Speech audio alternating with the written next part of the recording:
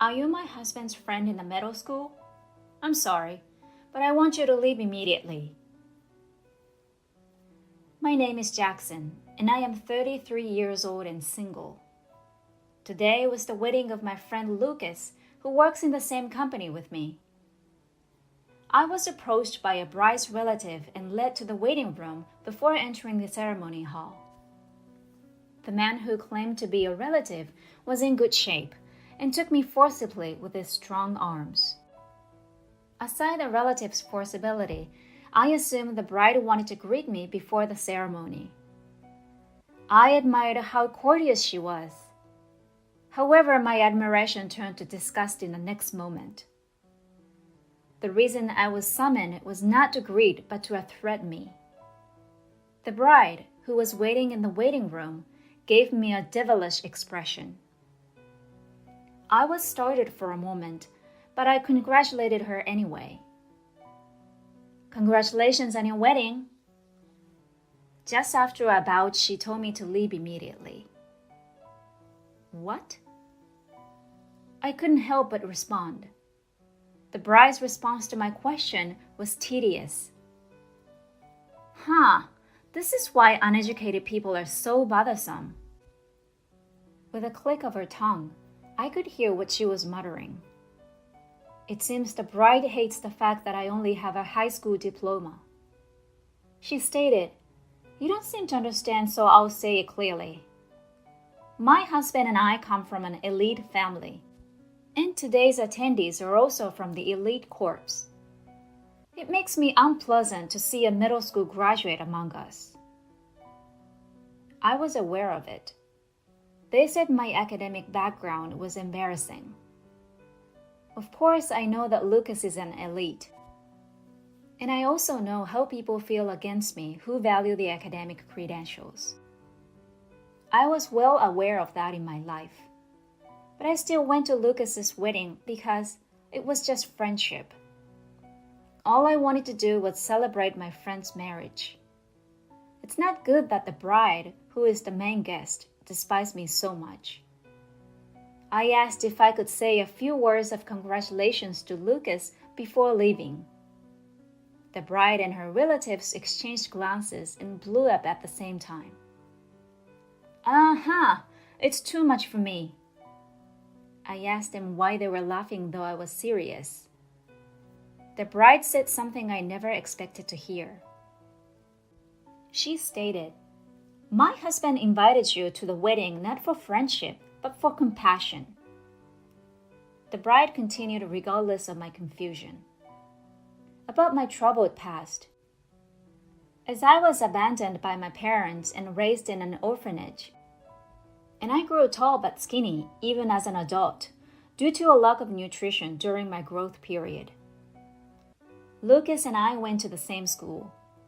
He invited me to his wedding because of the compassion to his classmate. Compassion to my situation that I couldn't eat enough even now. The bride assumed he was attempting to feed me at the wedding. I argued that this was impossible, but the bride and her family paid no attention. She said, "My husband's compassion could raise his value." But I can't bear. A person who only graduated from junior high is attending my wedding. Lucas graduated from a prestigious university and joined a large corporation with annual sales in excess of $100 billion. You claim to work for the same company as my husband, but you work as a janitor or security guard. And you think he'll feel sorry for you just because you're classmates? It's outrageous. We both work for the same company. Our company has only recently gone public, but it is a promising one. It's also a popular place to work, ranking first among job seekers. The company's policy is to hire as many talented people as possible, so if you are deemed necessary for the company, you can join it regardless of your academic background. However, no matter how large the company, I am aware that there is a gap between a junior high school graduate and a college graduate. But regardless of whatever reason he had to invite me, I wanted to congratulate Lucas. I'm not expecting anything in return.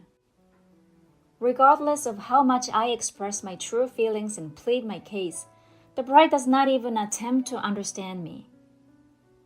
She is always looking at me coldly, as if she is looking at something dirty. She was holding her mouth shut, as if she was trying not to breathe the same air as me. She lightly trampled on my passionately expressed friendship thoughts. Would you cut off from my husband and from the job as you graduated from junior high school? She would not only refuse to let me celebrate their marriage, but she would also cut me off at work. I was stuck for a word. No matter how much the company accepts a junior high school graduate, I refuse to accept it, and I refuse to have anything to do with my husband. A male relative grabs my breasts.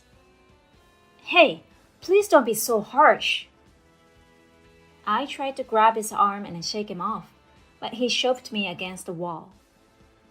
I felt a dull pain in my back and lungs and gave a low growl. If you understood, just leave.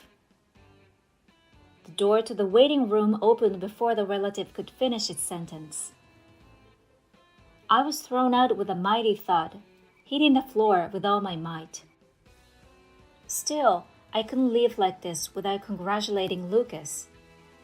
I didn't want to be locked out before the wedding, so I went to a nearby cafe to spend time, and then entered the venue, blending in with the other guests. When the wedding reception began, the bride found me at my seat. She fixed her piercing gaze on me. Without saying anything, the bride moved her mouth and said to me, "Why are you here?" By the bride's expression, the relative man noticed me.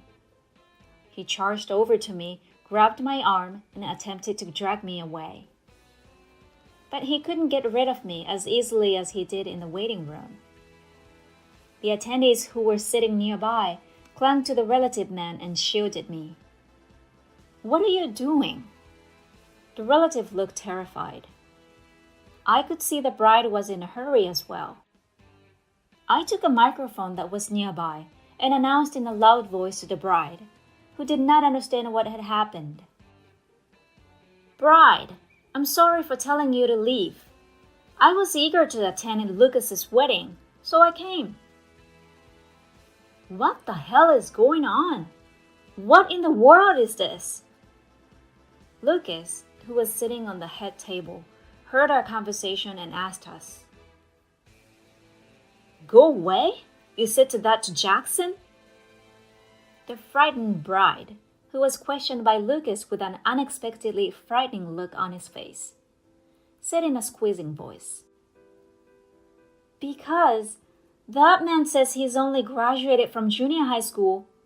It will be a bad match for both Lucas and me." I talked to the bride, who was in such a slumbering state. "I'm sorry, I couldn't disappear, but I'll cut off my business ties with Lucas as your wish. Please forgive me for this, and that means you're fired, Lucas." The entire hall fell silent at my words. The first to break the quiet atmosphere was the bride. "What? What do you mean, fired?" Lucas answered shakily. What the hell did you say?" "Jackson is the president of my company." "That's right. I was the guy who started a delivery company at the age of 16, even though I graduated from junior high school. And over the course of 10 years, I grew the company into a major corporation. I started the delivery service only with my own bicycle. By facing a time when people were spending more and more time at home, it quickly became a publicly traded company. Lucas was my friend and a fellow member of the facility. He always shared his meals with me, taking care of me when I was skinny. He was more than just a friend, he was a benefactor. I grew up in an orphanage until I was 15 years old, while Lucas was adopted at the age of 12 and raised by the current parents. Lucas was clever enough so that he quickly improved his studies and entered a prestigious university. We kept in touch with each other even after we moved away from each other. When we started our own company, Lucas said to me, "I'll study hard and support the company." After our dream came true, Lucas got married. I was so happy when I heard that Lucas, who was so shy, was getting married. I wanted to congratulate him more than anyone else. That was the reason why I persisted even though the bride refused so much. I didn't hear anything about that. A junior high school graduate is not the president. It's true that even a junior high school graduate is the president. I have the right to fire people. And it was the bride herself who asked me to cut off the business with Lucas. I gently told her that I did as she wished. She said, "Huh? Then Lucas is really fired?" The bride, who had been frozen, muttered, "Fired? If you're such a bum, I don't want you anymore. I quit this marriage. It's meaningless if you're not an elite and don't have a high income." What a surprise that she declared that she was breaking off her engagement with Lucas, who had just been fired. The attendees boomed loudly at these words. "Shut up! I'm the victim.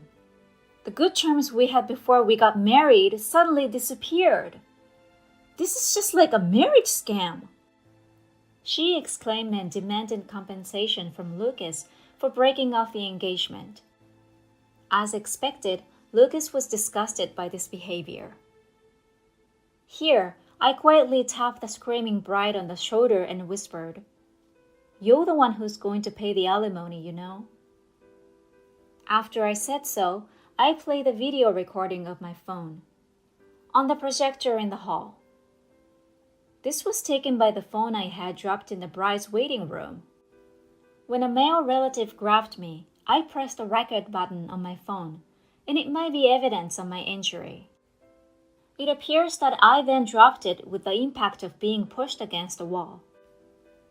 The phone that fell off continued to record, and it recorded the bride being unfaithful to the male relative in the waiting room. After the ceremony started, I went looking for the phone in the waiting room where I would have dropped it, and luckily I found the phone lying in the corner of the room. I was shocked to see the contents of the recording. I couldn't believe they were doing such a lousy thing on such a sacred day as a wedding. I really couldn't believe it as a human being. And immediately, I went to report it to Lucas. In other words, the earlier firing sentence was a surprise that Lucas knew about. To reveal the true nature of the bride, Lucas's relatives blamed the bride's relatives fiercely. The bride's relatives, however, refused the attack, saying, "We don't have any relatives like that man." They refused the claim. Later, it turned out that the man who was with the bride was just an adulterer. He had a nice face and was a great guy to hang out with, but he was a pimp who didn't even work. The bride, who wanted to live a celebrity life as a member of a well-educated family while having a boyfriend, set her sights on Lucas, who was gentle and reserved, and strongly asked him to marry her. She really was a trashy woman. Lucas, who studied all the time and had little experience in love. Lucas was kind and trusted people easily. In the end, I'm glad that I could see through his bride's evil ways because I was a high school graduate. I never thought my education would come in handy this way. The evil scum bride then had to pay $5 million in wedding reimbursement and $3 million for breaking off the engagement, for a total of $8 million in debt. Of course, she was insulated from her relatives, as she was humiliated, and her adulterous partner, who was frightened by the amount of debt, ran away. She fell into a life of living alone in a shabby apartment, working day and night, desperately trying to pay off her debts. Thanks to the appearance of the scum woman, the friendship between Lucas and I deepened, and the company grew rapidly and steadily. For Lucas, who has always had a strong desire to get married, I think I would join a matchmaking party with him next time.